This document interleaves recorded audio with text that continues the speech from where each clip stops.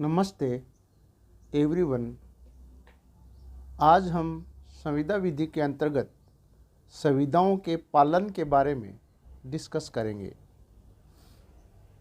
पालन अथवा अनुपालन एक अनुशासन है। किसी भी संविदा का तब तक कोई अर्थ नहीं होता जब तक कि उसका पालन नहीं किया जाए अथवा पक्षकार उसका पालन करने के लिए तत्पर न रहे।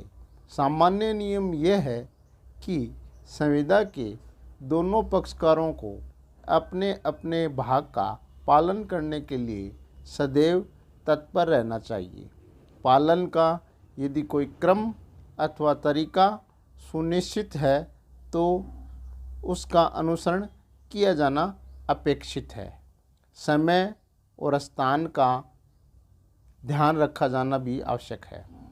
जहाँ संविदा का महत्व समय में पालन पर आधारित हो, वहाँ उस निर्धारित समय में पालन किया जाना वांछनीय है। एक बार संविदा कर लेने के बाद कभी कभी उसमें परिवर्तन अथवा संशोधन भी करना पड़ जाता है। संविदा के पक्षकार मिलकर मूल संविदा में वांछित परिवर्तन अथवा संशोधन कर सकते हैं।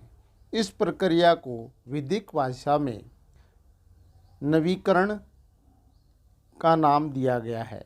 ऐसे नवीनीकरण से मूल संविदा के स्वरूप में बदलाव आ जाता है और पक्षकारों के दायित्व भी प्रभावित होते हैं। संविदाओं का पालन कब किया जाना चाहिए, किसके द्वारा किया जाना चाहिए, कहाँ किया जाना चाहिए, कब संविदा का नवीनीकरण किया जा सकता है और ऐसे नवीनीकरण के क्या प्रभाव होते हैं, इसके बारे में आज अपन डिस्कस करेंगे। संविदाओं के पालन करना होगा। संविदाओं के पक्षकारों की बाध्यता। धारा 37 के अनुसार संविदाओं के पक्षकारों को या तो अपने अपने वचनों का पालन करना होगा या करने की प्रस्तावना करनी होगी, जब तक कि ऐसे पालन से इस अधिनियम के या किसी अन्य विधि के उपबंधों के अधीन अभिमुक्ति या माफ़ी न दे दी गई हो। वचन उनके पालन के पूर्व वचनदाताओं की मृत्यु हो जाने की दशा में ऐसे वचनदाताओं के प्रतिनिधियों को आबद्ध करते हैं, जब तक कि तत्प्रतिकूल कारण संविदा से प्रतीत न हो। उदाहरण, कै 1000 रुपये का संदाय किए जाने पर ख को अमुक दिन माल परिदत्त करने का वचन देता है। कै उस दिन ही से पहले ही मर जाता है। कै के प्रतिनिधि ख को माल परिदत्त करने के लिए आबद्ध है और कै के प्रतिनिधियों को ख 1000 रुपये देने के लिए आबद्ध है। दूसरा उदाहरण, कै अमुक कीमत पर अमुक दिन तक ख के लिए एक रंग चित्र यानी पेंटिंग बनाने का वचन देता है। कै उस दिन से पहले ही मर जाता है। ये संविदा कै के प्रतिनिधियों द्वारा या ख द्वारा परिवर्तित नहीं कराई जा सकती। किसी भी संविदा का पालन उतना ही महत्वपूर्ण है जितना कि कोई संविदा करना महत्वपूर्ण है। संविदा के पालन के अभाव में उस संविदा का कोई अर्थ नहीं रह जाता। संविदा करने का मुख्य उद्देश्य ही उसका पालन करना होता है। धारा 37 का भी यही लक्ष्य है।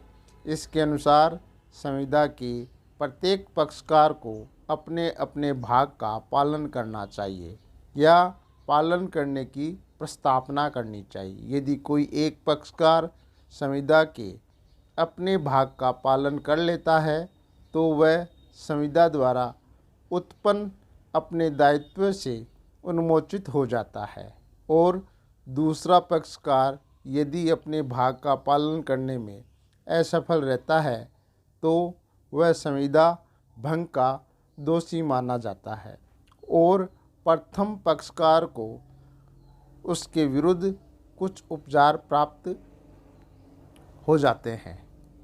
अपवाद इस धारा का एक अपवाद है, अर्थात संविदा के किसी पक्षकार को अपने भाग का पालन नहीं करना होता है यदि उसे इस अधिनियम या किसी अन्य अधिनियम